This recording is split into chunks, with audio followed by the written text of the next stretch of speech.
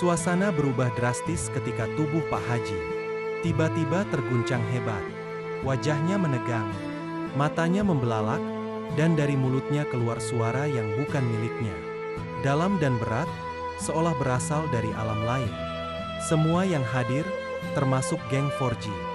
Suasana menjadi mencekam ketika suara dari tubuh Pak Haji mulai berbicara. Aku tidak mati karena masuk angin. Aku dirikan. Hening. Semua mata terbelalak. Pak Rungkad, tetua kampung yang dikenal keras namun penakut, bersuara lirih, siapa yang tega ngeracunin lu, RT?" Melalui tubuh Pak Haji, arwah Pak Jalil mengungkap. Nama yang mengguncang mereka semua, Dewi. Sebelum lanjut mohon subscribe channel ini dan tonton sampai akhir. Wanita anggun yang kini menjadi istri Bang Topan. Ternyata bukan orang biasa. Ia adalah Nona Elin. Sosok misterius dari masa lalu yang diduga hilang. Namun kembali dengan wajah yang telah berubah. Ternyata, dia menyusup ke dalam kehidupan Bang Topan, anak angkat Pak Jalil, dengan niat tersembunyi. Geng 4G yang selama ini mencurigai Dewi, akhirnya mendapatkan titik terang. Mereka memutuskan bahwa kejahatan ini tidak bisa dibiarkan. Diam-diam, mereka menyusun rencana dan menyusun laporan resmi kepada pihak kepolisian. Keesokan harinya, polisi datang ke rumah Dewi. Saat ditanya mengenai laporan tersebut, Dewi terlihat pucat. Ternyata, sejak kematian Pak Jalil, arwahnya terus menghantui Dewi, setiap malam, dalam mimpi maupun ketika terjaga. Tak tahan lagi dengan tekanan gaib dan rasa bersalah yang semakin mencekik, Dewi akhirnya menyerahkan diri. Dengan air mata berlinang, ia mengakui semuanya. Ia meracuni Pak Jalil melalui makanan. Tujuannya hanya satu, agar Pak Jalil tidak kembali ke rumah. Agar ia bisa menguasai kehidupan Bang Topan sepenuhnya. Bang Topan, yang mendengar pengakuan itu, terpukul. Ia tak pernah menyangka bahwa wanita yang selama ini ia cintai ternyata menyimpan niat busuk terhadap ayah angkat yang sangat berjasa dalam hidupnya. Dewi dibawa ke kantor polisi malam itu juga. Sambil terus menunduk, ia tak henti-hentinya menggumamkan permintaan maaf kepada arwah Pak Jalil yang ia yakin masih mengikutinya di balik jeruji ruang tahanan.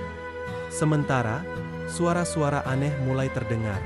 Suara sepatu diseret, napas berat di tengah malam, bahkan bisikan samar yang memanggil namanya, Elin.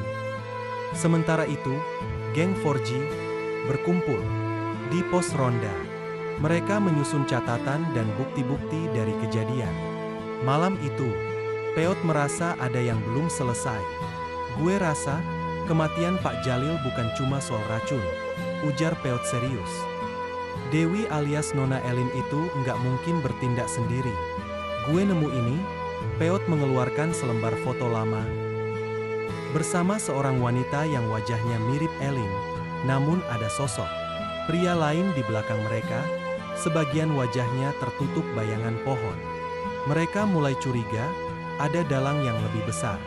Mungkin ada rahasia masa lalu yang lebih kelam dari sekadar perebutan warisan atau dendam pribadi. Di rumah, Bang Topan termenung. Ia duduk sendiri di ruang tamu. Suasana sunyi. Tiba-tiba, televisi menyala sendiri. Di layar, bukan siaran, melainkan bayangan wajah Pak Jalil yang hanya menatap tanpa suara. Topan mundur ketakutan. "Pak, apa yang sebenarnya terjadi waktu itu?" lirihnya. Dan saat itulah, sebuah amplop jatuh dari belakang figura foto Pak Jalil. Di dalamnya ada surat dengan tulisan tangan.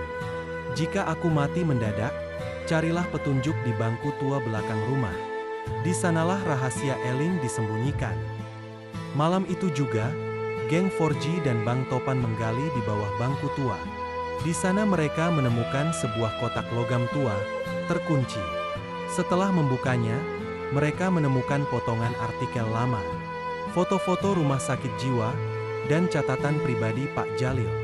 Tertulis bahwa Nona Elin pernah menjadi pasien gangguan kejiwaan setelah kehilangan anak semata wayangnya dalam kecelakaan.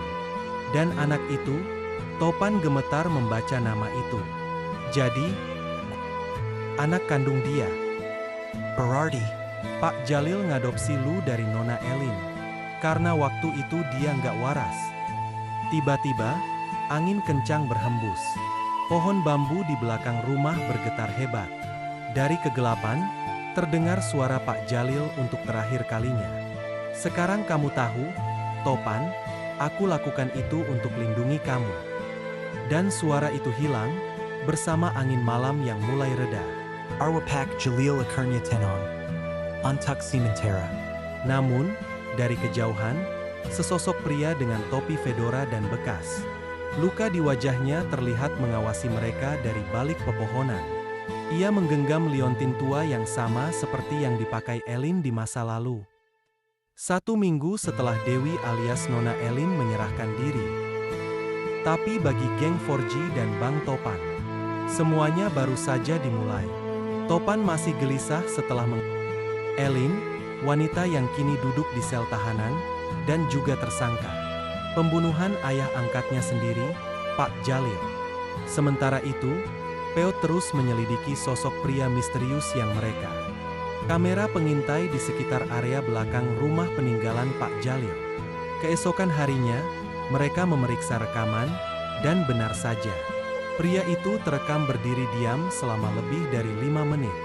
Mengawasi rumah. Ia mengenakan jas lama, celana coklat kusam, dan topi fedora yang menutupi sebagian wajahnya. Namun yang paling membuat mereka merinding, pria itu memegang liontin identik dengan yang ada di foto lama Nona Elin, liontin yang kabarnya hanya dibuat 1 pasang. Jangan-jangan, dia kakaknya Elin? Atau lebih parah, potong Peot. Dia ayah kandung Topan, yang selama ini dianggap sudah meninggal. Mereka kembali menggali dokumen dan catatan milik Pak Jalil. Dalam sebuah halaman yang disembunyikan di balik kalender lama, mereka menemukan inisial nama, RS, dengan catatan singkat. Jika RS kembali, artinya waktunya habis. Elin bukan satu-satunya. Di malam yang sama, Topan mendapat mimpi ganjil. Ia berada di sebuah rumah sakit jiwa tua, berjalan, menyusuri lorong yang gelap dan berdebu. Di ujung lorong, ia melihat Elin menangis sambil menulis di dinding. Dengan darah, bukan aku yang pertama, dia masih hidup. Topan terbangun dengan keringat dingin. Tanpa pikir panjang, ia mendatangi Peot dan menunjukkan lukisan yang tergantung di rumah peninggalan. Pak Jalil. Di balik lukisan itu, tertulis alamat rumah sakit yang sudah tidak beroperasi sejak 20 tahun lalu, Rumah Sakit Jiwa Pratama Dharma. Geng 4G dan Topan berangkat ke tempat itu pagi harinya. Sesampainya di sana, bangunan tua itu sudah ditinggalkan. Jendela pecah, cat tembok mengelupas, dan hawa lembab menyelimuti ruangan. Tapi saat mereka menyusuri lorong, mereka menemukan satu ruangan yang masih utuh, dengan tempat tidur pasien dan satu berkas tebal bertuliskan nama, Raymond Sutrisno. Peot membuka berkas itu perlahan. Lahir 1960. Didiagnosa dengan delusi kompleks. Pernah menikah dengan Elin, menghilang setelah rumah mereka terbakar. Gila, dia masih hidup, gumam Topan. Pak Jalil pasti tahu semua ini. Dari luar, terdengar langkah kaki. Topan menoleh ke arah jendela. Sosok pria bertopi fedora itu berdiri di tengah lapangan rumah sakit, memandang lurus ke arah mereka, sambil tersenyum kecil.